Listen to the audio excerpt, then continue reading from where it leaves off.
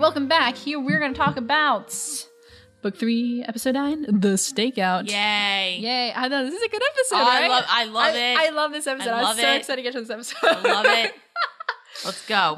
Okay, so we are continuing with the search for Aiwei, and we're going further into the Earth Kingdom. We have left Zaofu officially. So Naga is leading the way because she can track. Mm-hmm. She's going to track this dude. So they're going to the desert. You're going to notice that this is kind of a familiar setting because we have been in this area before in the last series. Was there a chase involved? Kind of. No. Was there?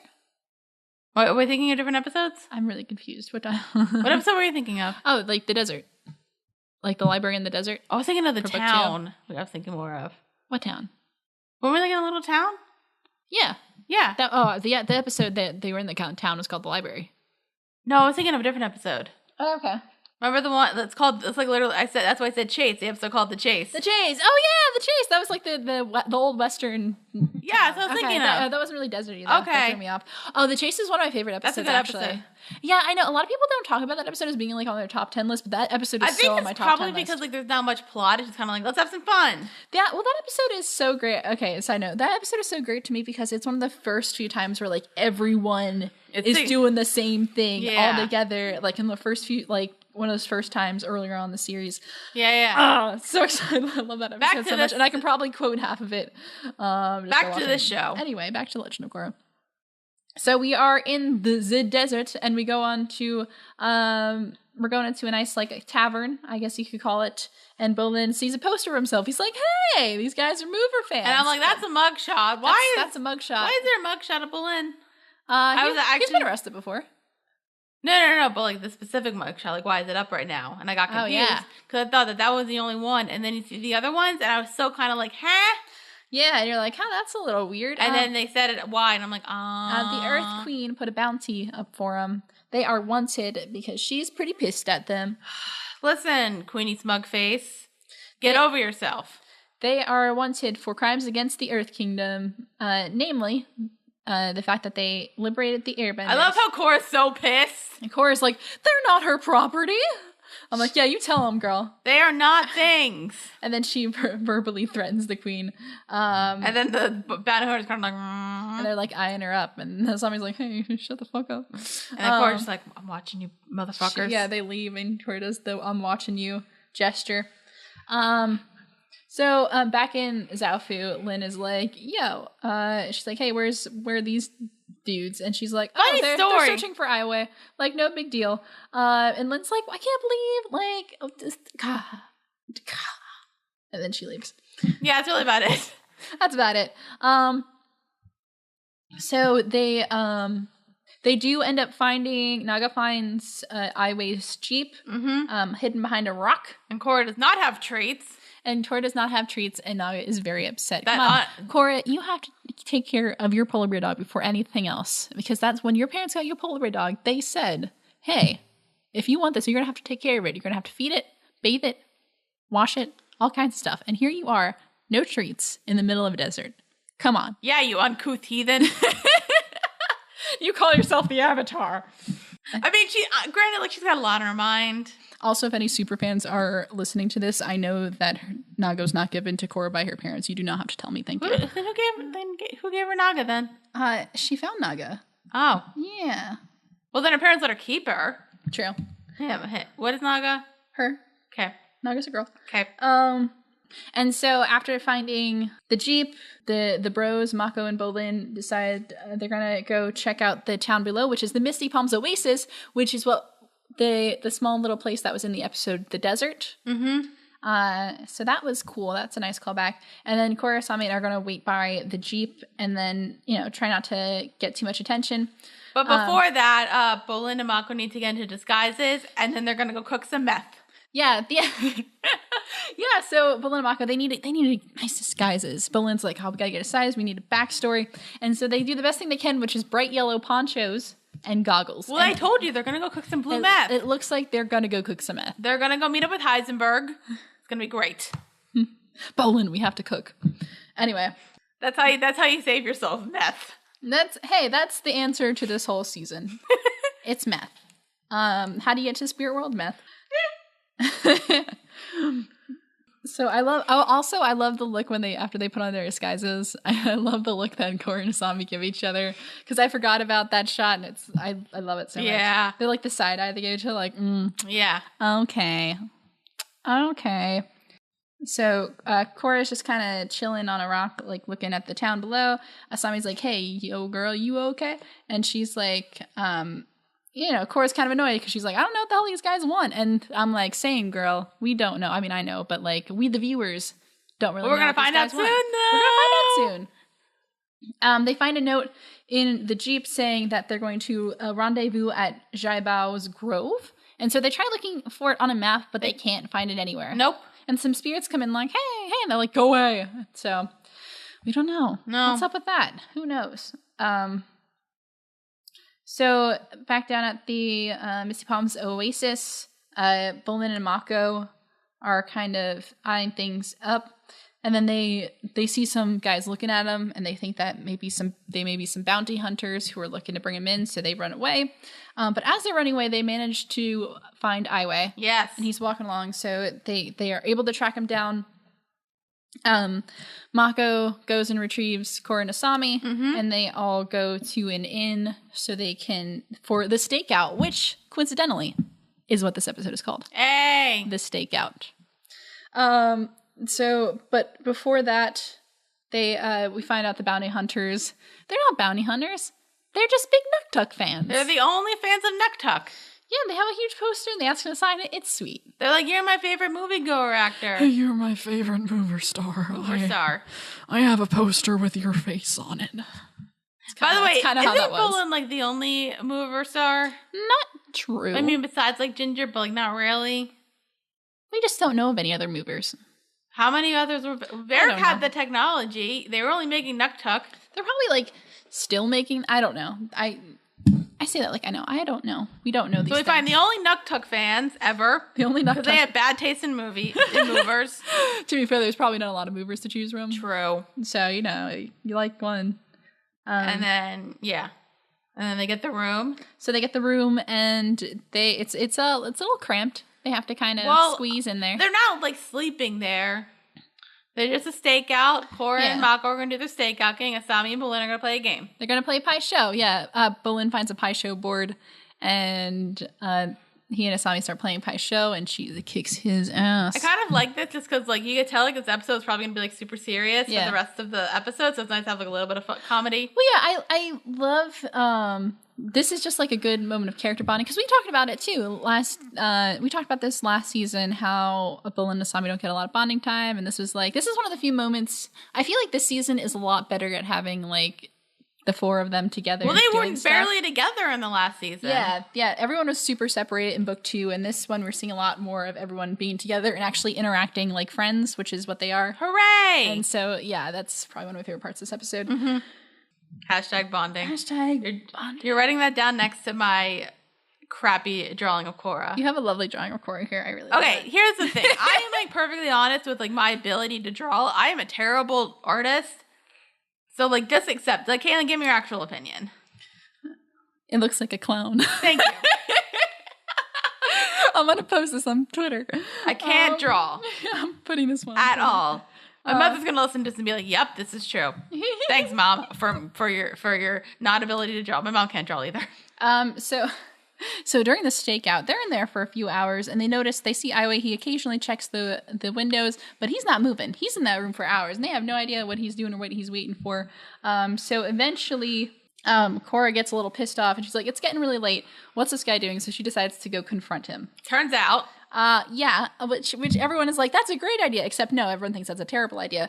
In the room, though, Aiwei is meditating. Yeah, because as we probably figured out, the meeting place is in the spirit world. It's in the spirit world. Da-na-na-na.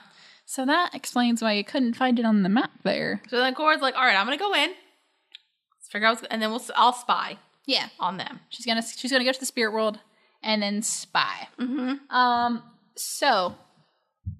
then then everyone else agrees to kind of, sit tight and like make sure the bodies are okay. And And back in the spirit world, Korra is able to find Aiwei, and Zahir appears there. Yeah, and they're having a conversation. Basically saying like, "Yeah, you said we could get the Avatar out," and he's like, "Sorry." Yeah, and he's like, you sure you're not being followed? And he's like, oh yeah, nope, not being followed at all. And so Zahir says we need to clear up loose ends, and I was like, I said not being followed, and he's like, oh no, you're the loose end, and then he just tosses him right into the Fog of Souls. So he's dead. So Aiwei is fucking dead.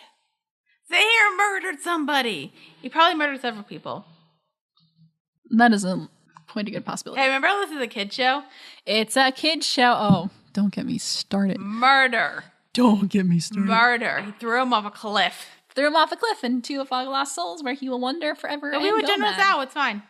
Hey, Admiral Zhao. Anyway, then Korra's like, what? And then then Zahir finds her. Yeah. And I was like concerned about like a fight. Yeah. But I'm like, but Korra, you don't have your bending powers. Yeah. So here even Rice, he's like, hey, we don't have our bending in here. Like, there's no sense to fight. Hey, how about we sit here and I tell you everything you want to know, because I think that's fair. And she's like, okay. I love this scene so much. I love it all. I love it.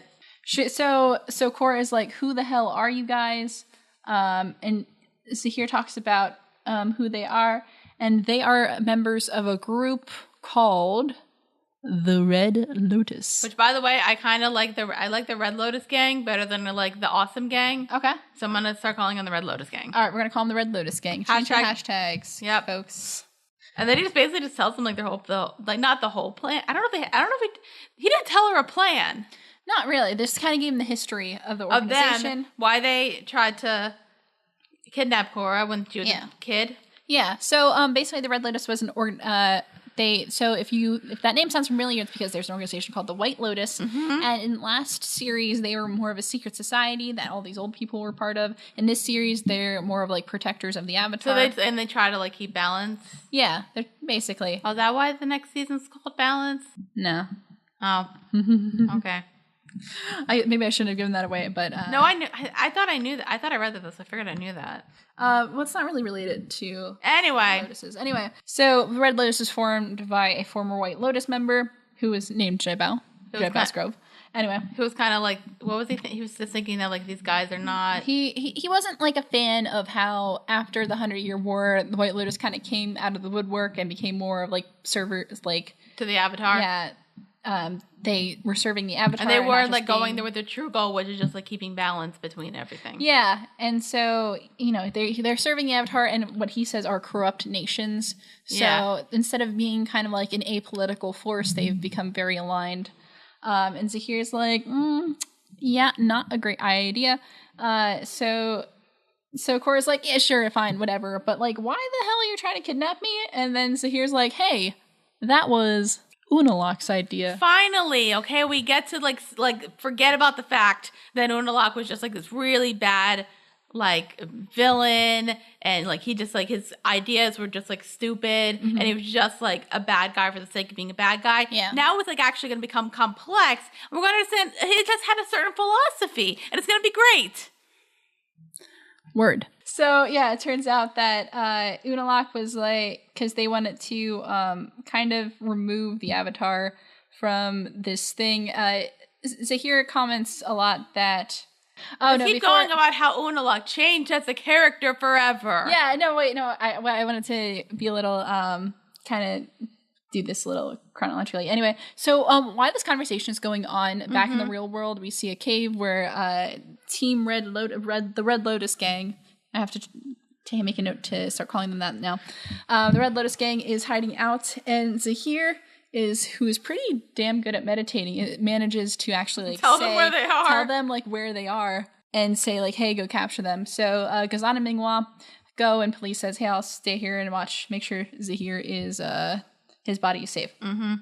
So Zahir talks about how he met Unalak as a teenager, and after they both joined the society. And they learned about Rava and Vatu and harmonic convergence and all that stuff. You're watching my cat clean herself. She's so cute. Isn't she cute though? She's just like...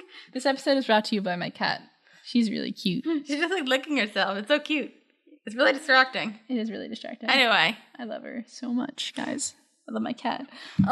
So, you know, he's talking about Ravanna to Harmonic Convergence and how Avatar 1 decided to split the two up and how they thought that was dumb. And Korra's like, hey, no, he was trying to restore balance. And, they like, did he?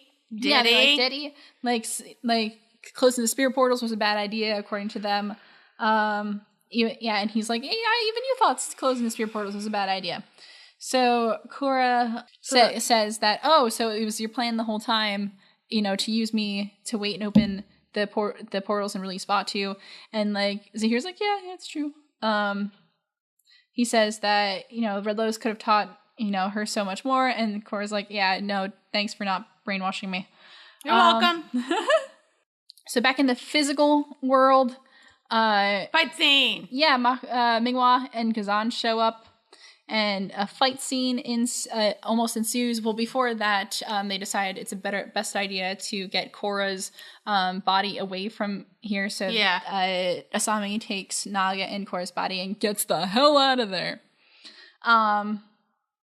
Then a fight scene ensues. It's a good time.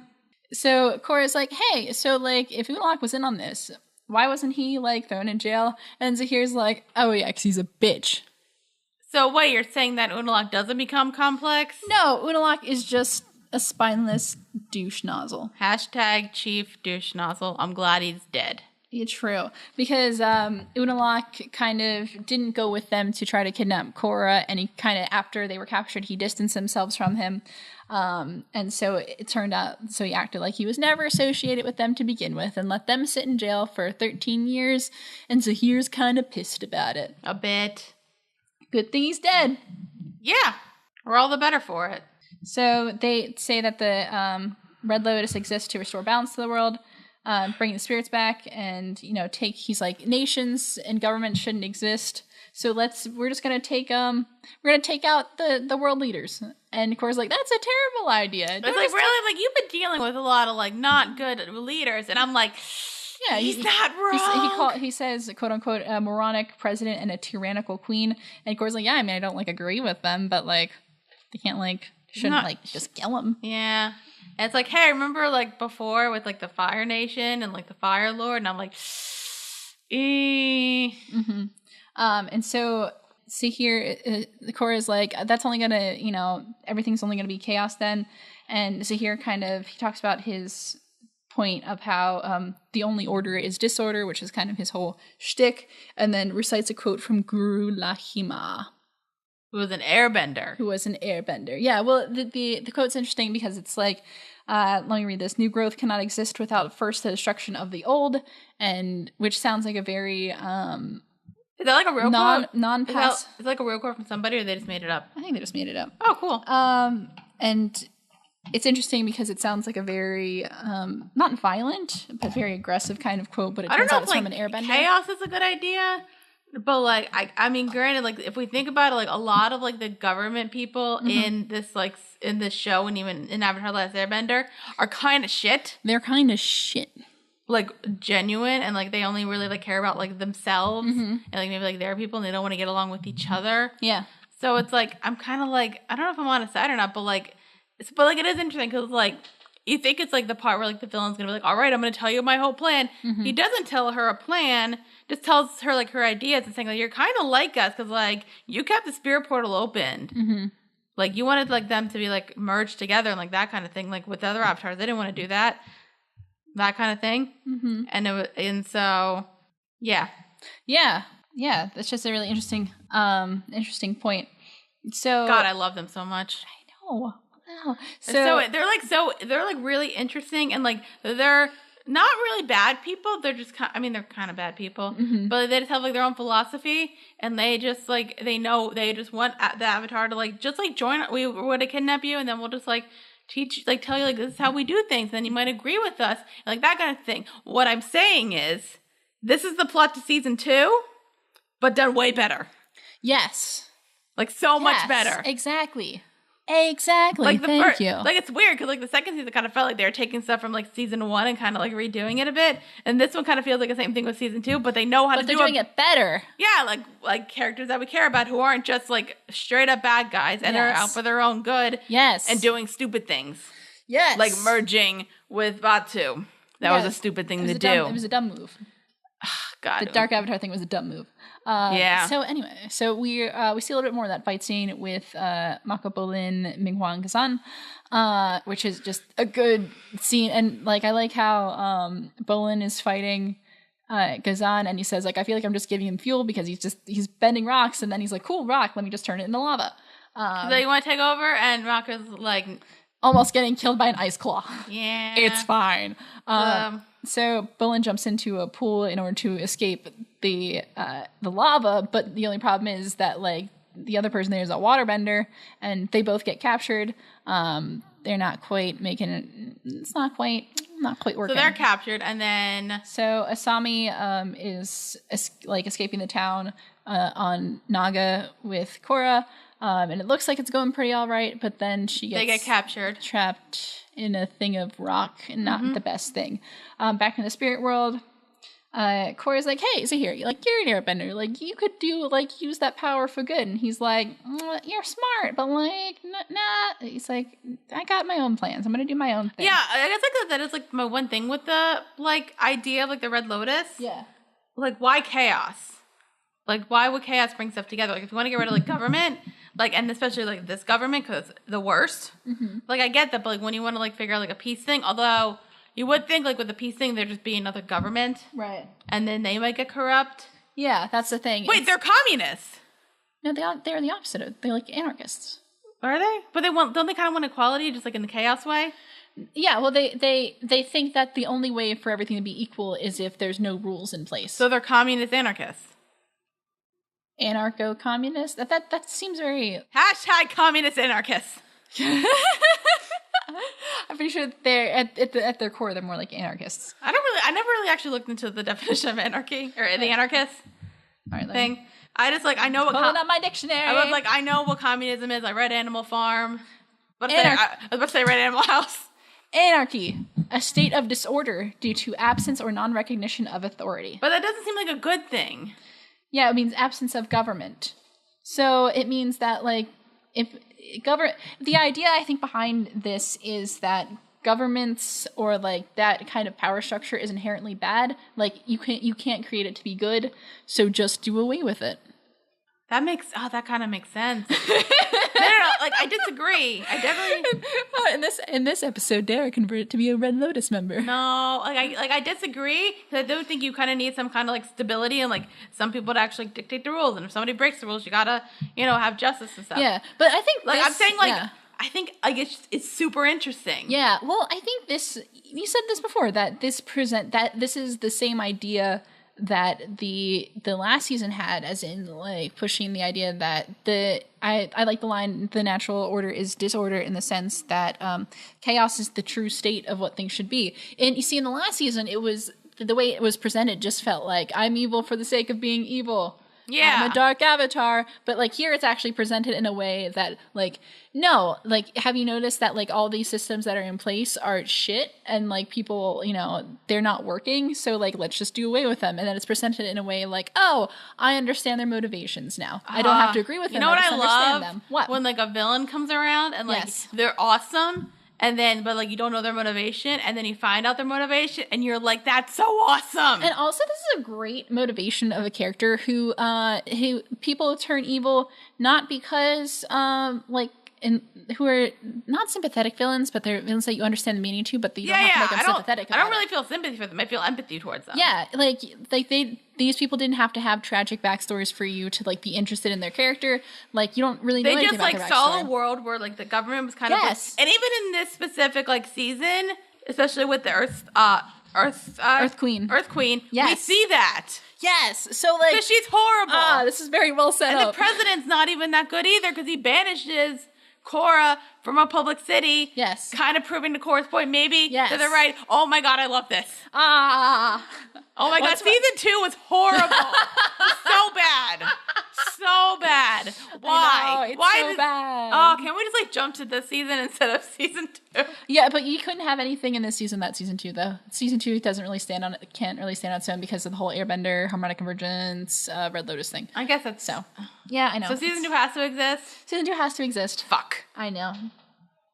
But then they're talking, and then Zahir leaves the spirit world. Yeah, he's like, it's time to leave. They probably already captured you anyway. Pieces out, and Korra's like, oh shit. And then she wakes up. And Korra comes to, and it turns out they put her in like Hannibal Lecter guard. Yeah, well, it turns out that the Earth that she and Asami were surrounded by wasn't from Gazan, which we would originally thought because Gazan had left the fight to go find them. It was the Earth Queen's forces. Well, shit. Who actually are captured them and taking them back to Ba Sing Se. So yeah, Korra's in like this like scary Hannibal Lecter garb, like trying to make it so she can't possibly bend at all. Asami just has like handcuffs on. To be fair, makes sense. I'm gonna give him that. Yeah. But she can talk. Yeah, well, yeah, she can talk. She just can't like. Anyway, and so it turns out, and so. But I mean, the Red Lotus gang does have our good buddies. They do have Mako and Bolin. We find out that which is Red Lotus gang has our boys. Which, by the way, is actually very good bait. Oh yeah, that's excellent bait. Oh yeah, so they have hostages. And Korra asks, she's like, "Hey, did we get captured by the Red Lotus?" And Asami's like, "I don't even know who that is. This is the Earth Queen, and they're taking us back to Ba Sing Se." And so that ends this episode. What are your thoughts? I mean, it's okay, I guess. I mean, it was no original airbenders. Right. That's good. I love this. I love it. Yeah. Like, so, like, honestly, like, I mean, like, the last episode was also, like, really good, but, like, it was kind of, like, just, like, really good action. Yeah. Like, a little bit of Detective Mako, which is also a good combination. And this one had, like, Team Avatar and Detective Mako and people talking. Yes. And plot gets developed. We know motivation now. There were some good fight scenes, some nice twists. Yep. Solid, good, great. I love it. Yes. I love it. Yeah, this is probably one of my favorite episodes of the season, I think. Although, and the season finale is pretty good. Anyway. So good. And like, yeah. Like I said, like, we still don't know what the Red Lotus gang like actually wants to do. Like, we know what they want to do. We don't know like how they're going to do it. Right. We know like their motivations, but we don't know what Korra asks like what they plan to do if they ever capture her, and he says he doesn't reveal that information. So we don't know what their current plan is. What is their plan though? Like, cause I'm thinking we do find that out later. Okay, but like, cause like obviously, like I kind of get like wanting to capture the Avatar when she's like 4. Yeah, because then she'll be easier to brainwash. Yeah, but she's like 17. Right. You're not gonna be able to brainwash her. And they wanted to use her for harmonic convergence, but harmonic convergence already passed. Yeah, so like, what else can you do? So that's a great question. I mean, the spirit world's open up to them, so that might be a thing. That's something I can think of. Like, they're gonna do something with the spirit world, but I don't know what, and I can't wait to find out. Yeah. I know. Like, I'm thinking, remember, like, when we saw Captain America Civil War? Yeah. And I kept saying throughout that, like, because we did, like, a review of it somewhere. Yeah. And I said, like, oh my God, like, Batman v Superman was terrible. Yeah. Because, like, they're kind of, like, the same thing, but Civil War does it right. Yeah. I know people have opinions on Civil War and, like, the Marvel Universe now in general. They're, like, it's starting to get a bit negative, but they're still, like, fun movies. They're fun, yeah. They're fun movies. But, like, if you comparing the two, guys, Civil War is better. Yeah. Like, way better. Yeah. Like, I'm going to watch that more often than the boring-ass Batman v Superman. Although Justice League kind of looks pretty good. That one looks kind of fun. It's got Wonder Woman. I know. It's got my boy Flash. Oh, okay. Anyway. So, like, it kind of felt like... So, this kind of feels like... Like, to me, it's kind of my opinion with, like, the more I watch season 3, the more I hate season 2. Yeah. Just, like... No, I agree. I know. Like, yeah, it's like, season 2 is just like kind of, like, I hate it more because, like, you could see the potential. And, like, I get it. They probably didn't know what they were doing with season 2. A lot of potential. Yep. And, like, they picked it up better, but, like, God, this is so good. I know. I can't wait to find out more. I know. And we're done for today. So I know, we're done for the day, too. I gotta wait another month, and then we're gonna watch season 4, and then we'll get on to the next show. Yeah. Which I will think of a hint someday. Then we're gonna watch season 4, and then I'm gonna cry at the end. Anyway. Are we gonna cry? You probably won't. I'm gonna get really emotional, even though I've seen it a billion times. I get really emotional every time I see the book I get four emotional finale. with some stuff. I was talking about I get really emotional. I was talking about something today, and I told you I got emotional. We'll talk later. Anyway. Okay. What was I gonna say? But yeah, I think I love this episode. Because I'm trying not to use that lately, but it's a really great episode because I feel like this is one of the this is a good Team Avatar episode. This is a good episode with like the four of them like doing their thing, and they had some good interaction. They had like there was some like funny kind of interaction. Mm-hmm. We had with like the disguise scene and the pie show bit, and just like the little stuff like that was like it's just so much fun, and I love those little moments. This is kind of brings back the what I was talking about in earlier episodes with some of the more like the casual fun dialogue that the episodes that Arun Ba Sing Se had. I think this kind of brings some of it back. We didn't really see them in the past couple episodes because we were in Zaofu. So we were busy doing, Metal Clan stuff, but now we're back and we can be a little more fun and casual. And so just that part, it's so much fun to me. And like, it was just good interaction between the main characters. And I am such a sucker for that.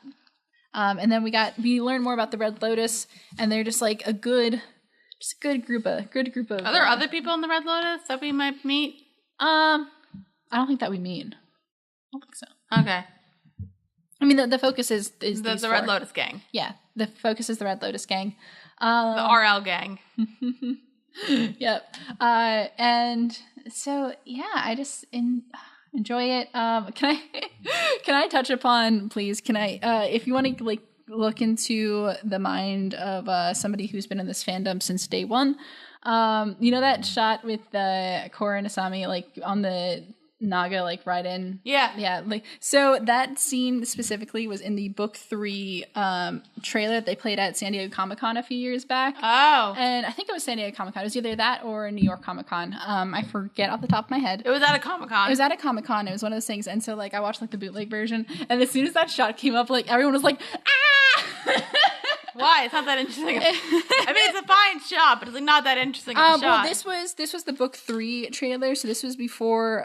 This was still like while book 2 was going on, and like Korra and Asami had gotten like 0 character interaction. So people were like pretty fucking stoked about that, and also because, to be fair, like they've gotten kind of like a lot's been going on, but they've like they haven't like been interacting as much as they did in the beginning. Yeah, but it still kind of feels like they're friends. Yeah. It's so much better this season. Just even at this point, it's still better at this season than it was the past. That's because that stupid Mako's not around and he's busy being a detective. I'm telling you. Also because people really shipped them together. Like the fandom was like I think it was like around that point, like the end of book 2 is when like people were like, wait a minute, why don't, instead of shipping this or this, why don't we just like take that guy out and people were like, oh shit, that's a great idea, let's do that. It's season 2 though? I mean, like they had no interaction. They had no interaction. So okay. like, why would you? I'm gonna tell you. The fans don't need a reason to ship. That's true. They will ship whatever they want, and then hope either it goes their way or they'll just ship it in their dreams. I'm talking about you, Zutara. I'm talking about you, Zutara shippers. In your dreams. You're wrong about that, by the way. You're wrong. What? You're just wrong about that. I have opinions on that ship. Really? I told you those opinions. Oh, I forget. Zutara? Yeah. Yeah. Like, I don't like it. Oh, yeah. I was never, like, a huge... Actually, I don't have an opinion on it. I just don't like it. Okay.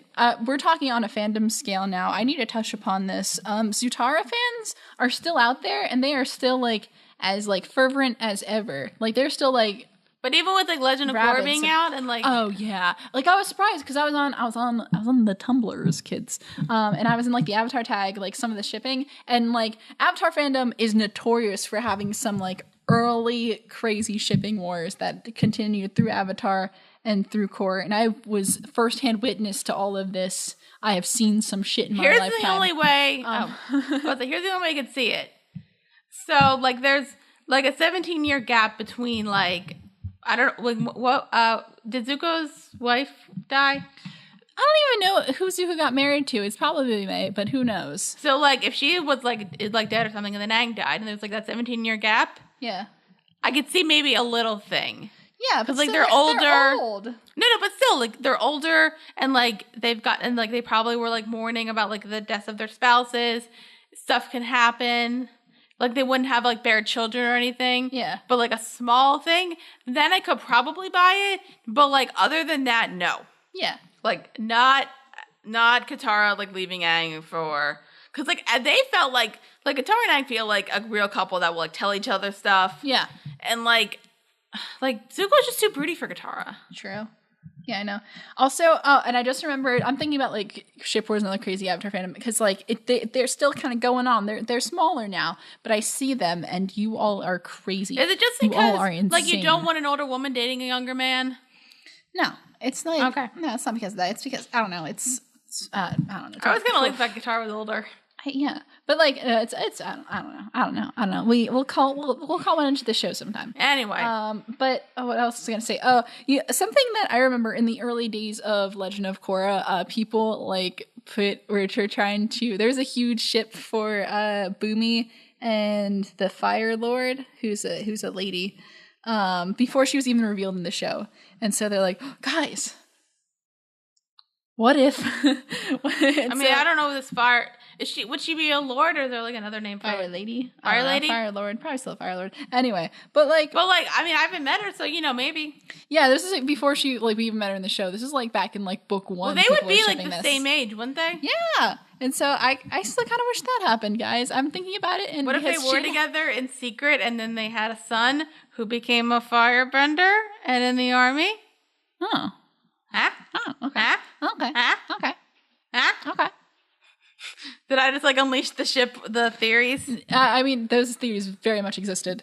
That sounds interesting though. So this is really funny because she didn't have a name back in like book 1. We didn't even have a face. It was just like a purely theory. But like her fan name later. So her fan name was like Honora because what? like honor, like the word honor, but somebody put like an A at the end. It was great. So thank you for joining me on my trip down Avatar fandom. That's a good name. I know, and I just remember that. I got really mad that that's not what happened. So that's just a little peek into what it was like to be a fan back in 2012. Oh god, it's been 5 years already. Damn. We get it. We're old. We're old, guys. I love how like I say I'm old, but then like I meet people and they're like a lot older than me. I know. And they're just like, shut up. I know. You're 20s. You're in your 20s. Yeah. You're not old. But anyway, so those are all my thoughts on that episode. I just really enjoyed this episode. Yeah, me too. Mostly for Team Avatar just being good. We got some good fight scenes with and we didn't go on a bunch of tangents this episode. Yeah. We went on a lot of tangents in the last couple episodes. Good for us. So this episode's probably shorter than the other ones. Somehow, even though we really like this episode. And I just I feel how long is this going so far? We're like an hour, 2 minutes. All right. That's good. Yeah, I know. Yeah, but those are all my thoughts. You got anything else? No, I'm good. Okay, cool. So we do not have a comment corner for you guys right now. Sorry. Because this is the last episode recording of the day, so we've already expended our comment. So comment jar. for like the next month. Although Yeah. by the time you get this, we'll have already been recording again, probably. Probably. Oh, well, probably, or else I'm going to have to do some fast editing. But, so... Yeah, I mean, we can tweet it out beforehand on other episodes.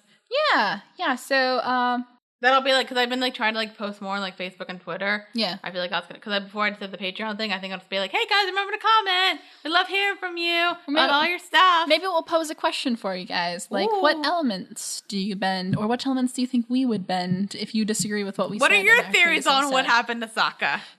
I want to hear your Sokka theories, When we please. post that episode, which you probably already posted by this point, Yeah. we will ask that question. And I'm going to read all of those on air. Maybe not all. Hashtag we heart Sokka. We just love Sokka so much, guys. Sokka. So if you're listening to this and you're like, hell yeah, I want to tell you all about my 3-page Sokka theory, I want to hear it, by the way. But if you want to tell us, there's a few different ways you can do that. You can like us on Facebook. We are Woody Close Productions. You can always leave us a comment on our post because we're probably going to be asking those questions. You can tweet at us at Woody Close. We would love it if you would give us a follow so you can know when we were posting those new episodes. You can, if you like, you can follow us on Patreon. We are Woody Close Productions, and we are always posting our commentary. We will post our commentary and have some bonus content for y'all there. You can subscribe to us on iTunes. We are Witty Close Productions, and you can leave us a rating and review, and we would love to read some of those reviews on this show. Even if it's a terrible review and you say how much you hate us, I would love to read it. If you do hate us, tell us why you hate us. Yeah. We like constructive criticism. And if it's not very nice, I will send it to your mom. And if you are listening to this through some other mystical means, you can always find us on YouTube. We are Witty Close Productions. Give us a subscribe to us, like us, comment, and we love to read those comments in our comment corner. One of these days we will find a better name for it, but today is not that day. So check us out. We would love to hear from you. It's like the spirit world. It's like the comment world. The comment world. I love it. I don't know if that's going to work. So we'll think of something else. That's all the time we have today for First Reaction, Fan Reaction. Join us next time. We are still talking about Legend of Korra. We are still on book 3, and we'll be talking about episodes 10 and 11, Long Live the Queen, and The Ultimatum. Ooh. So we're almost done. We're almost on book 3. I'm excited, guys. I know it went so fast, but it's such a good season. Until next time, I'm your host, Cailin Clothier, and with me is my co-host, Dara Whitman. All right, peace. Peace.